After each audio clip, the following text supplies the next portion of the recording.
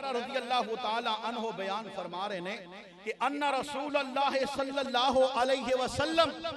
कि रसूलुल्लाह सल्लल्लाहु अलैहि वसल्लम ने काला फरमाया यक़ूलुल्लाहु अज़्ज़ा व जल, अल्लाह पाक आप फरमा रहे ने, हदीस कुदसी है, अल्लाह खुद फरमा रहे ने, आना इंदा ज़न्ने अब्दी बी, बंदा जिवें दा मेरे बारे सोच रखदा है, गुमान रखदा है, मैं उवें दा ओदे नाल सलूक भी करूंगा। एक बंदा मंगी जांदा है, ओदा दिल ही गवाही नहीं देंदा यार मेरियां कबूल होणगियां, बंदा कहंदा यार किथे औखी गल लगदी है, मंगी जांदा है, अल्लाह ओदियां दुआं कबूल करदा ही कोई नहीं। एक बंदा खैड़े पै के जिवें बच्चा नहीं मां बाप ते खैड़े बाप बाजार लैके चला जाए ते बच्चा कहंदा अबू जी मैं गड्डी लैनी ही लैनी है, लैनी ही लैनी है, ओ जनाब लत्तां च वड़ जांदा है ते बाप मजबूर होके उन्होंने 150 की गड्डी लैके ओदी जनाब जिद पूरी करदा है। इवें जदों बंदा सजदे अंदर पै जाए ना, इन्ना रोए इनियां फरियादां इनियां कूकां मारे,